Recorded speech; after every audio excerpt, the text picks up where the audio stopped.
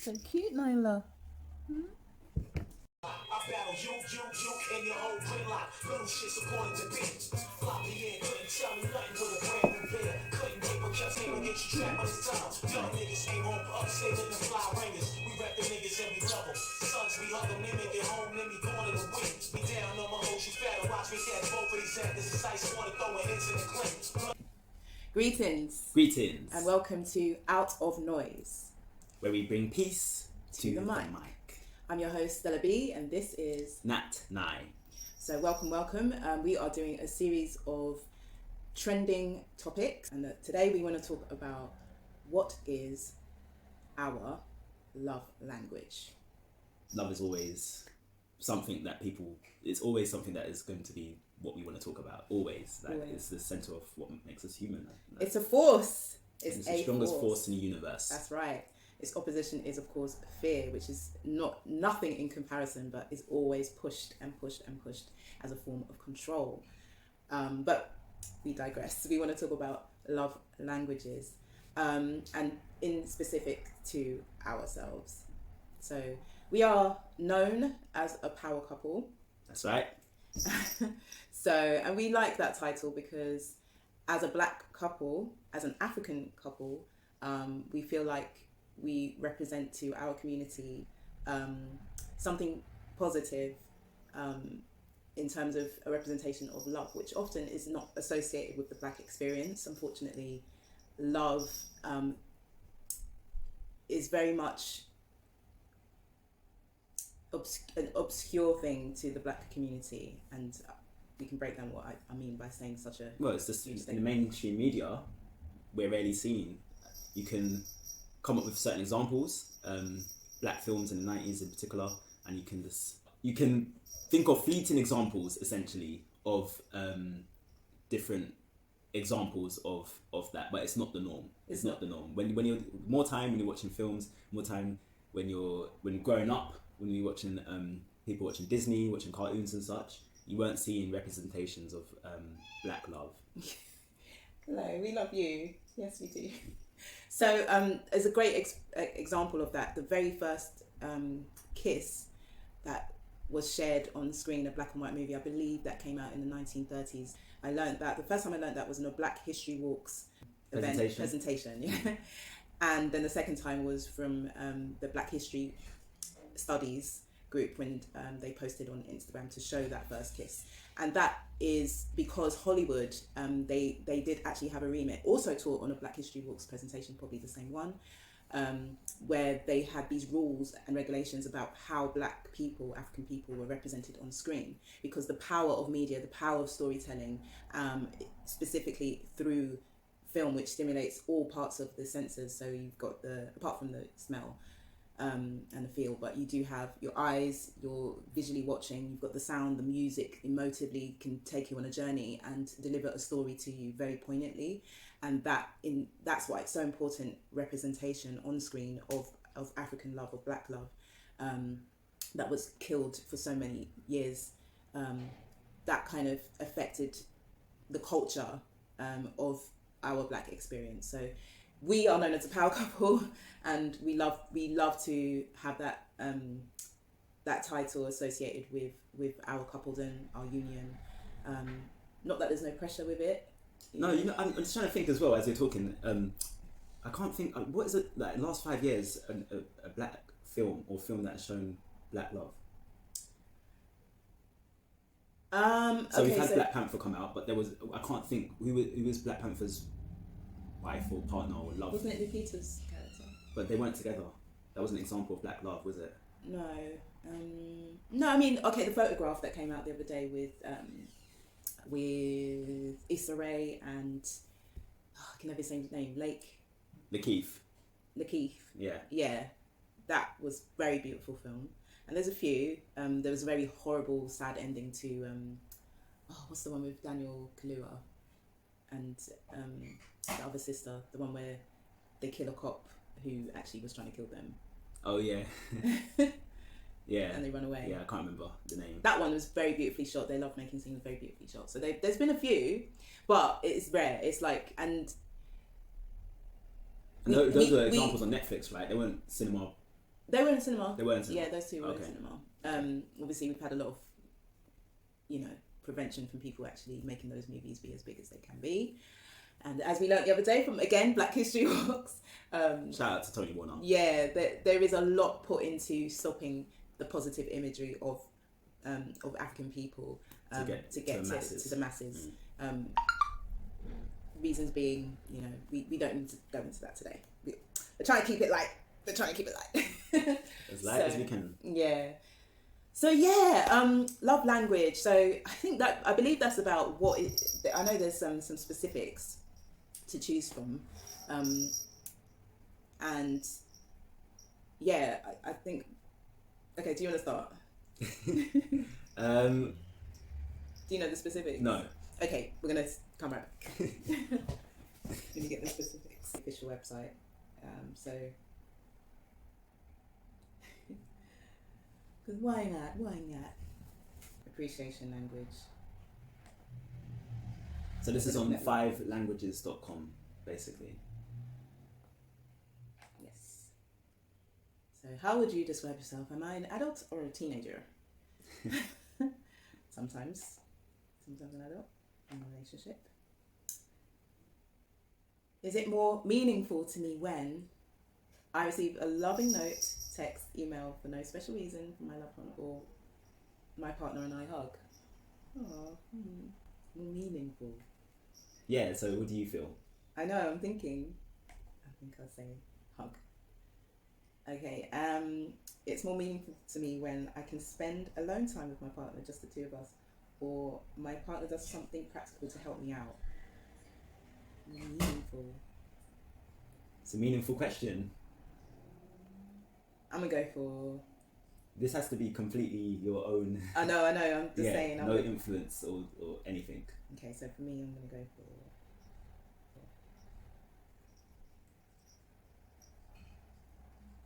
Oh my god, this cat. See, this is the one. There's food in your tray. No, this is the time when she comes in between us, isn't it? Oh, okay, come here then. Yeah. Come.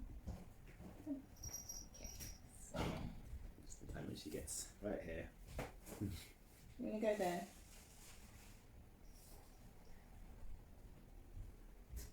Okay, These questions. So basically, what's happening is that it's forcing Stella right now, who's in the hot seat. It's forcing Stella to really think deeply about what her particular love language is, and it's not making it easy because it's putting two things together. The question is putting two things together that you kind of both like, right?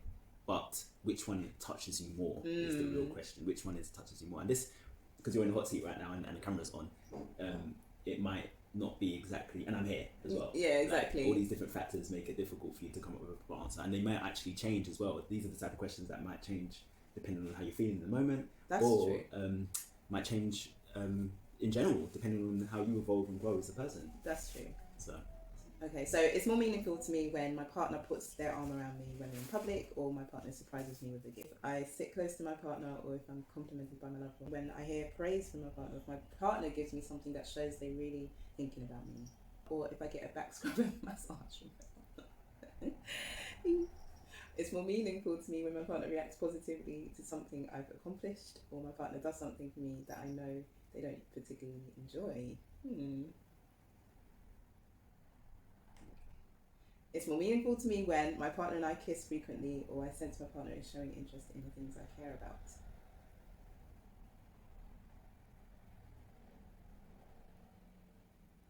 Jesus, this is so difficult.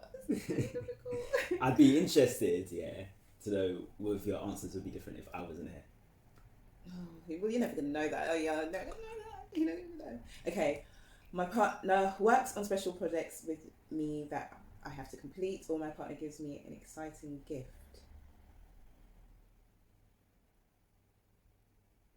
It's meaningful. Okay. It's more meaningful to me when I'm complimented by my partner on appearance, or my partner takes the time to listen to me and really understand my feelings. It's more meaningful to me when my partner and I share a non-sexual touch in public, or my partner offers to run errands for me. Oh gosh.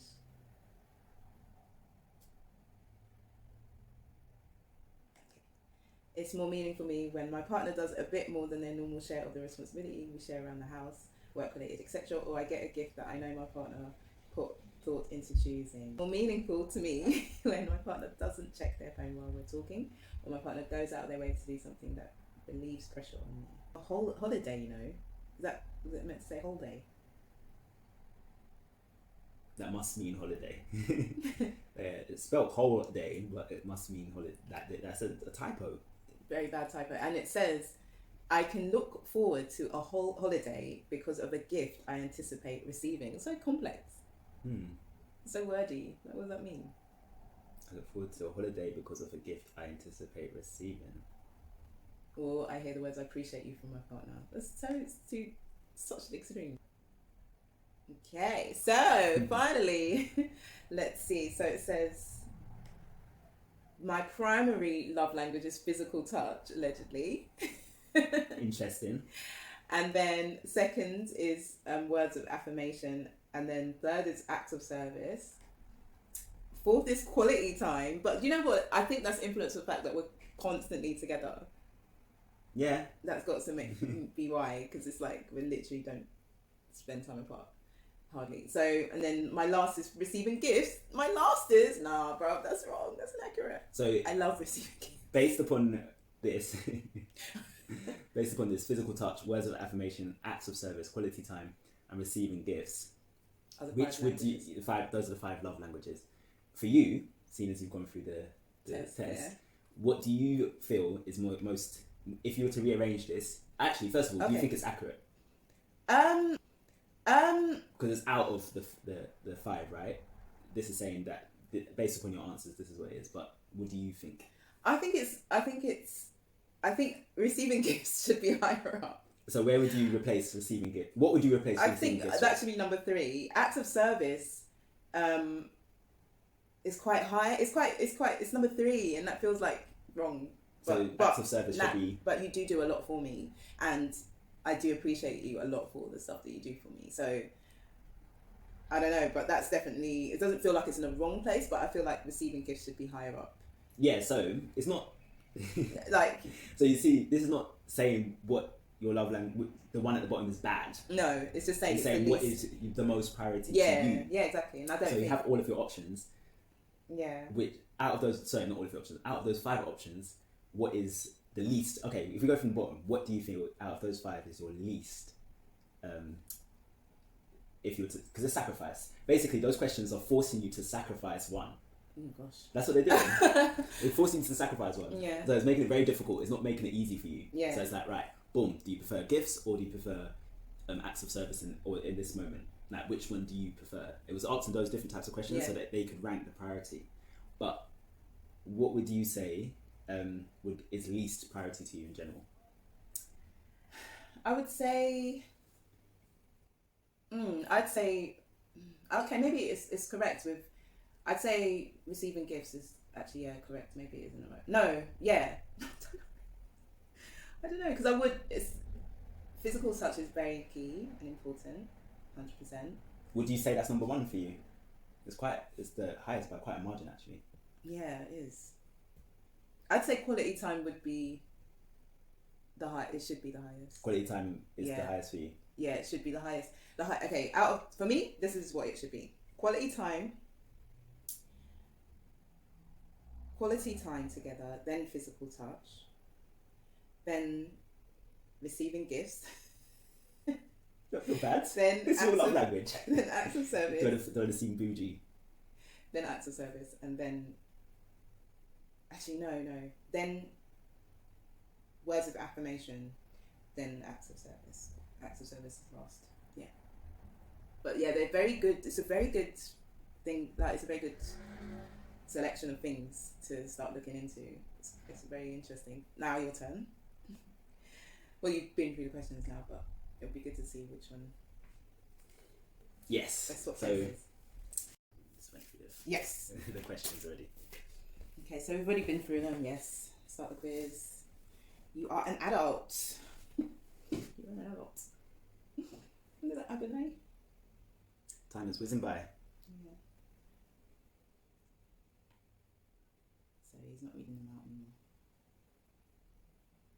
It's hard, see? You see? It's hard. It's really like... Well, I'm just reading it as well. Like, okay, my partner puts their arm around me when we're in public. My partner surprises me with a gift.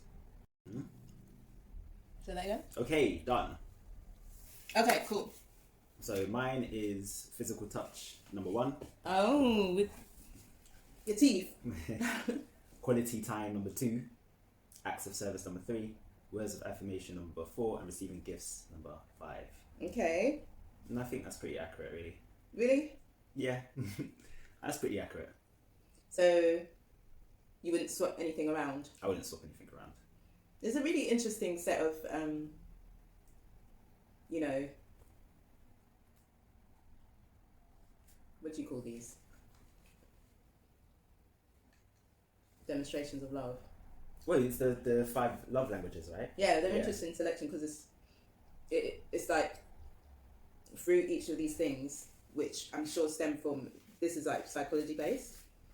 So there's reasons that you build into becoming, or those becoming demonstrations of proving love or receiving love, right? So physical touch, being tactile, that kind of thing, becoming a demonstration of love or important to you.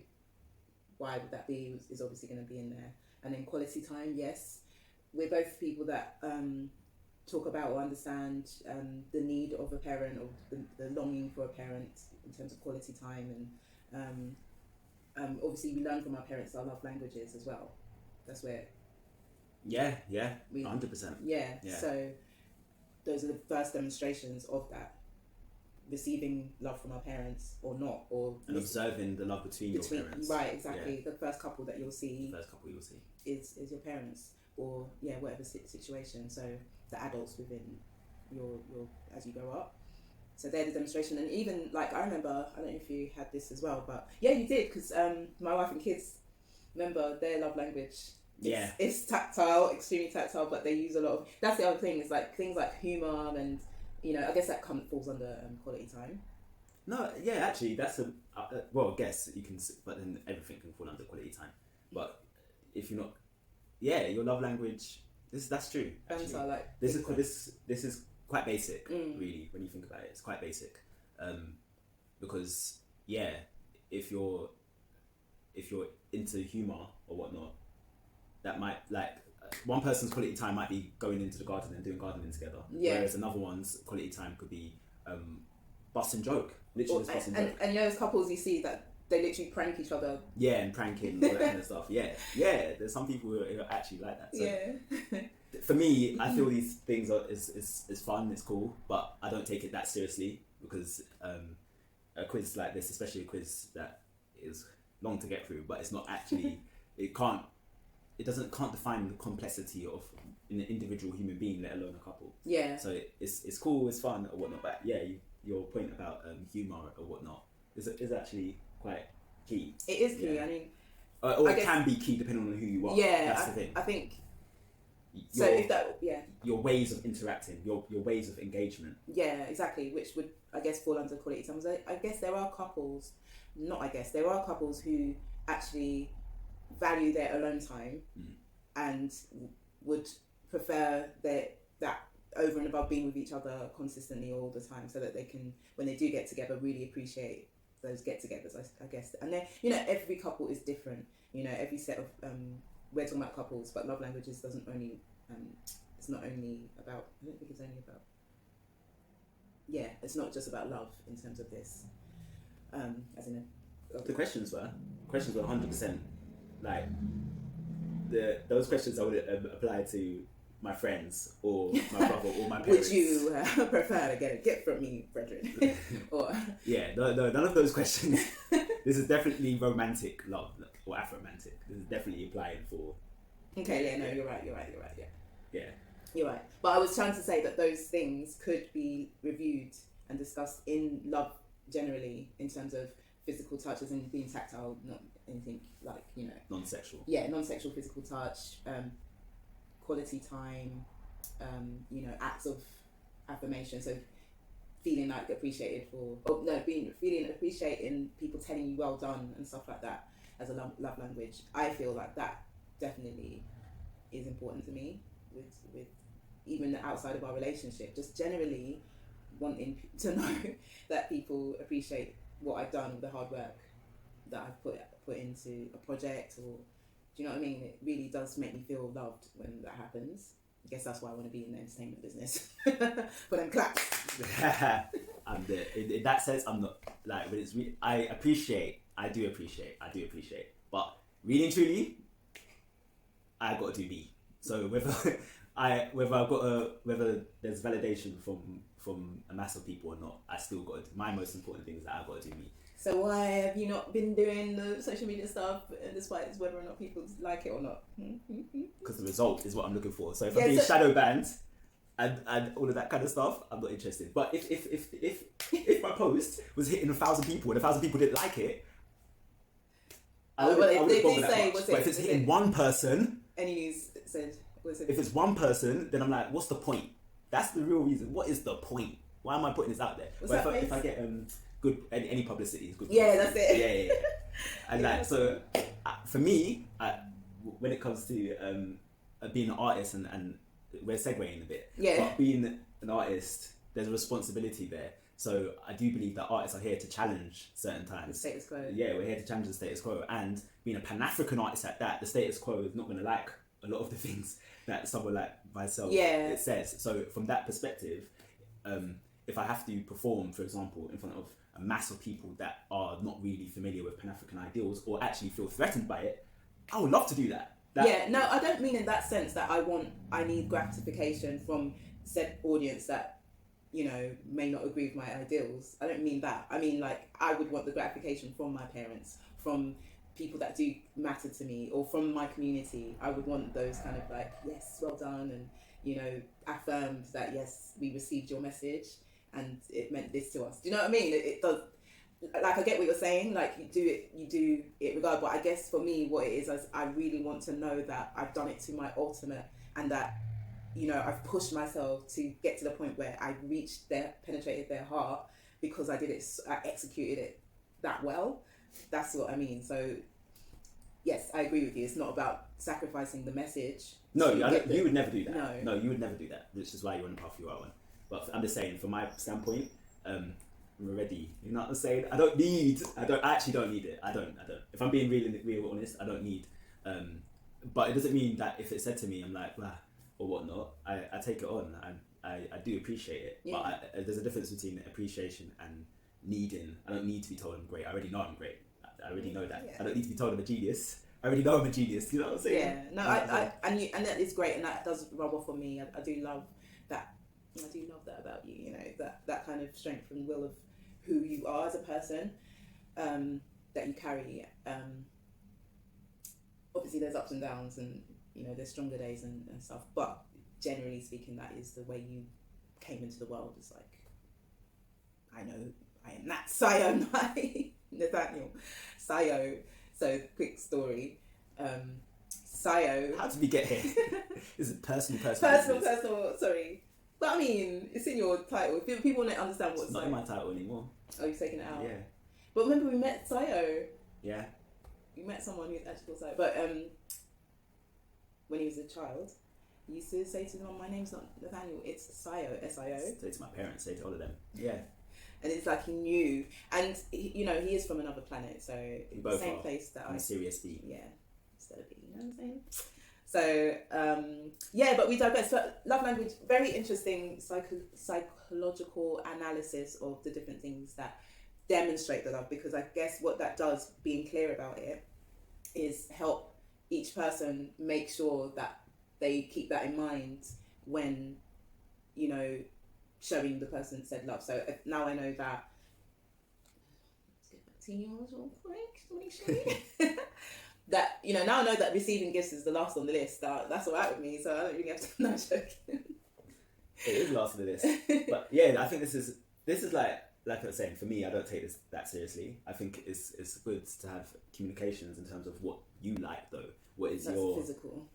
Your what's your What priority. are your means of like this is establishing what is your communication. So when we're a lot of the times when we're talking about love in general or what people's preferences are, they focus on materialistic and physical attributes of somebody or superficial attributes of somebody, but we don't get into the depth of what somebody likes. Some people might not like physical touch that much. That's true. They might not for them that's not that. It just doesn't connect with them. They don't want to be touchy-feely all the time. Yeah, and it's true. Yeah, I was going to say just to back on that, jump on the back of that is, it's true because they might want to be bought loads of things, and you know, we can analyze the reasoning for that because obviously that is we are a very consumer-based society, and that narrative is forced to a lot of people in terms of their understanding of love. We can hark back to the times of diamonds coming into a representation of engagement in terms of marriage. You know, that was created by Hollywood. So that idea of romance being what you get, what you're given as the woman, especially, you know, the receiving of gifts. But then saying that, even in old traditions as well, different types of gifts given, but then they were more about sustaining a life together. Here's 5 cows, here's, you know, Well, yeah, so gifts don't have to be just like glittery stuff that you wear. Yeah. Gifts can also be like a mineral salt for your bath. Gifts can be something practical. There's something that is thought of with some sort of depth. It doesn't have to be like gold and diamonds. No, and I'm saying, I guess what I was trying to do is a critique on that, is to say that kind of understanding or love language is very much based on being a consumer and being told that story, that narrative. You know, even the receiving of flowers.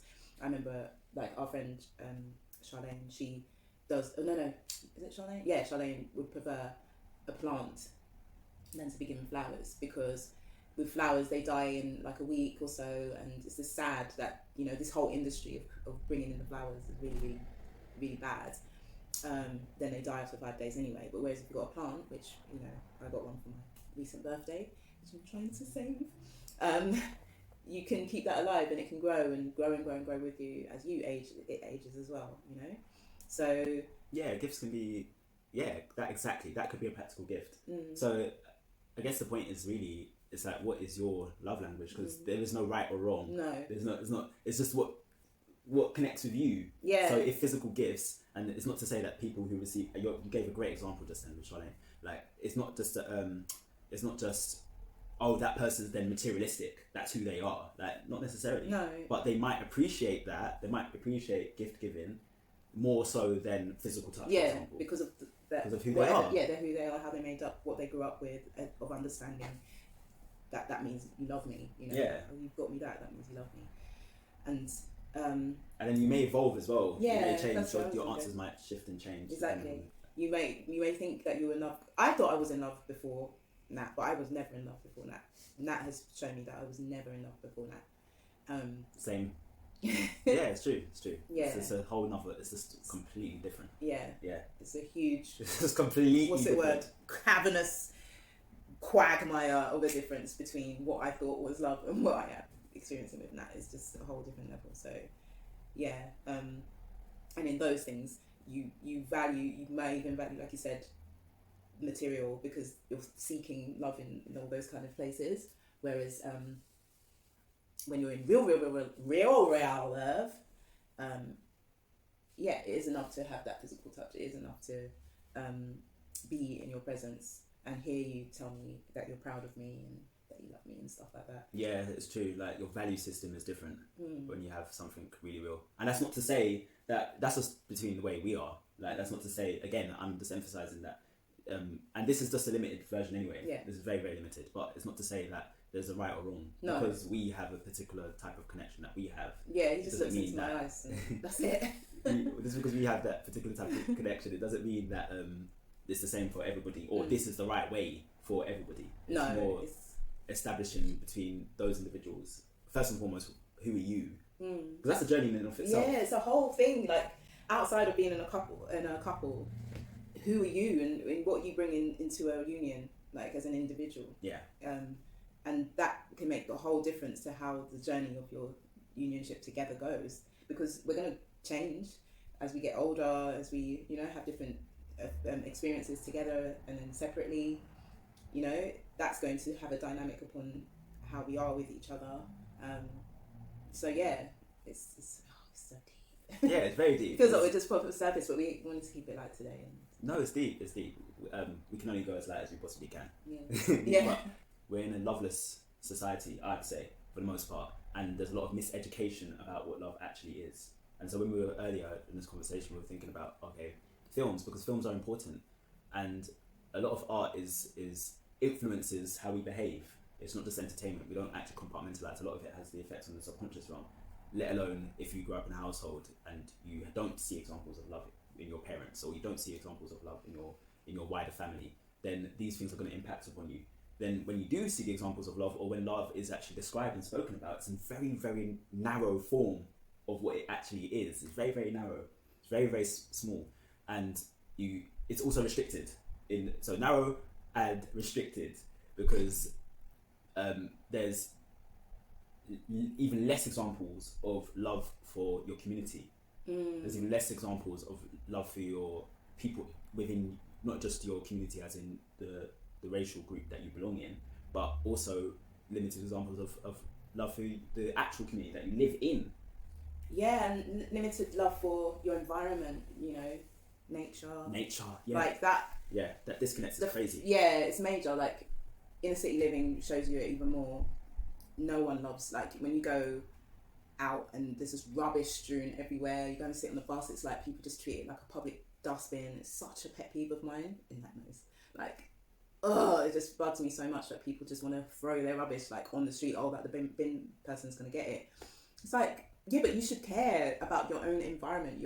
You're participating in making it what it is. You are part of that as well, you know. Nature and you exist together, symbiotic. This earth is not going to be here. Oh, well, the earth will be here despite you. Yeah. It's not going to tolerate much more of it, of you guys. Just you guys, you humans, because I'm not a human. No joke. Like, I digress. Sorry guys, I'm just revealing my true colours as this alien from Sirius B. But yeah, like, yeah, that lack of love for the environment, and for our community and all that is demonstrated a lot. The things that people are given to love, they'll show that love too. They'll show the attention. They will obey the rules of that said thing, that entity, that intuition, that institution, that entity. Like, be it, okay, not making it personal again, because it's our podcast and it's our noise. We're bringing our piece to the mic. Basically, if this podcast gets onto Spotify or iTunes or whatever, yeah, the love that will be thrown at it from all members of the different communities that we know, the love that would pour out if it went on BBC iPlayer or whatever, because people are in love with those institutions. They value them. They see them in this kind of light. The content can be exactly the same. Literally the same words, the same style, even if they were like, right, we're just going to do it like real bish bash bosh, and you're just going to set up a thing just like that, and they were doing this whole thing about it. Even then, the love that would pour out this, and I'm saying in terms of people tuning in and giving attention, and attention being one of the love language, affirmations, it would get all of that because people are shown what are the things that they should value and they should show love. Well, I think what you're describing is what you just said, more value than, I don't think it's love. I don't think people love the BBC. I don't think people love Spotify like that. They do. They love brands. People love brands, man. But they love brands. In terms of like, if Spotify goes tomorrow, I don't know if people will be crying about it. They'll find the next thing. If BBC goes tomorrow, I don't think people will be upset. Like, there will be the next thing. It's more I think people would be upset. They'd be upset. I don't know. My Spotify, my playlist. Oh my god. If there was something else that came along that was better, I don't know if people... They'd have to get used to it. People don't like change. Like, people are used to Spotify. Like, Tidal came along as a black-owned thing. It's not anymore. But people should have jumped on that. But people just like used to their Spotify. Oh, all them celebrities came out, stood there like, look, you're gonna get more of the money as the artist, and it's more fair for the artist. People are like, bruv, I don't give a... They don't care. They like stick to their brand. It's Spotify all the way. Spotify all the way. Because they want their brand. They love their brand. They love it. It becomes like a but I mean, attachment. Love is more is there's more in depth Like It is, Spotify, it is, yeah. if the Web3 is coming along, if Spotify doesn't catch up with Web3, it'll be gone. Like, so what I mean is that there was a time when we loved CD or HMV. People loved HMV, Mark but my words. it was gone. Like, and LimeWire is going to change its name to Spotify 3.0. they get replaced. I don't think people love. I think people value those things at a high level in terms of what you're describing, but I wouldn't say they love those things. I mean, it's a debate. I mean, no one's. Please, we want comments. We want to have some Yeah, engagement. What do you guys think? Because segue big time. Yeah, we have, but I think people do love these brands and think they love these brands and they love them to the extent where they're loyal to them, they honor them, they have rituals with them. Do you know what I mean? They have things that it's almost like OCD patterns that would break their heart if they had to end abruptly. And as someone who's not that attached, you wouldn't know those feelings. You're not attached to things like that, but people do. It's like people love trainers to the extent that they have committed murder over someone stepping on their shoe. Yeah, I wouldn't. Again, I would. But what I've described That's as love, I mean, like, yes, people do love their trainers, but I don't think there's so much complexity when someone reacts in that way. If someone steps on the trainers, there's so much to it. No, I hear that, but oh my god, my trainers! No, but people are okay. What about when that guy was telling you about the what's his name, KSI, his drink? Not that guy, my cousin. My cousin was telling you about the new drink that KSI's got out, and the student that they took it off the student. The student went absolutely ballistic, couldn't stop crying or couldn't stop getting angry or whatever, to the point where came to ask him for it at the end. Yeah, again, I think that's like. And it was like there's a hysteria. There's a lot of. I just feel there's a lot of complexities because when we're using the word love, the gravitas of what that is, right? So Yeah, but the unconditional levels of what that actually is. Yeah. Like. No, I'm not saying it's real love, but it's an emotion. It's a version of the love that they feel. It's an attachment, right? They feel this tethering to said item, said way, said culture, said whatever it is. They feel an affiliation and a love. I'm not saying it's a real love, but it's a version of a love that is toxic, which people can be in relationships with people that. Then I question if that is love. I question. Oh, it's gone. It was on YouTube. It was.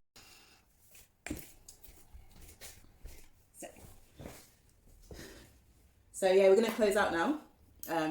Yeah, it's been an interesting, light introduction into love languages discussion, and have a little bit of a discussion about our personal takes on those 5 aspects of the love languages, which is that I think what you're saying. Well, I'll let you say what you're saying. No, I don't know. As in, basically, it's not completely accurate. Okay, yeah, it's not. Yeah, this is for me very basic, very simple, but it's a good opening to having a deeper discussion, which we've started, and it'll be good to talk on have this discussion further and talk on it more. I'd say we touched on that. Is way more complexity. Your point I thought was good about the about humor being an element, and that's just one example. There's so many different examples of what connects with people. Yeah. Like some people do really like practical things. For example, I know, like building a I went for a big thing there, house, but building a something and then having that sense of achievement together as a partnership. People really do. Yeah. Just various projects, different having projects. Depending on the personality type that you are, like it depends on what you like. Really. Yeah. If you're generally, we're artists, we're people that love to be on camera, we're people that love to be on stage. We love if we're being truthful, we love the limelight. We are those type of individuals. So, because of that reason, what connects with us is going to be very different from somebody who's like the opposite of that, who doesn't like attention in that way, doesn't like, likes to do things in the background, for example. And there's so many variations of human beings. That's what makes this experience so interesting. Yeah, it's a very interesting is the word. And also, the other thing is that you may be something, we happen to be two peas in a pod. We happen to be two individuals that like similarities between us.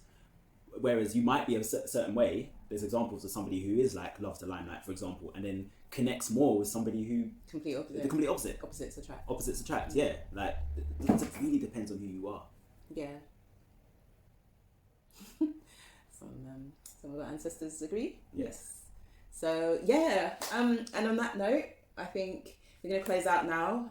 Just say thank you for tuning in to this episode. We've been talking love language, and do tune in next week. Interact with this as well. Tell us your thoughts. We want to hear from you. We want to get some engagement. Subscribe, share, Love. show the love. We want to feel that love. Our love language is attention. We're attention economy, right? We want your attention. No, but on a real, it would be great to keep this going. This has been a passion of ours for a very long time to get this out there. So very much. And we love you. Yeah, we love you. Everyone who's watching this, we love you. We love you.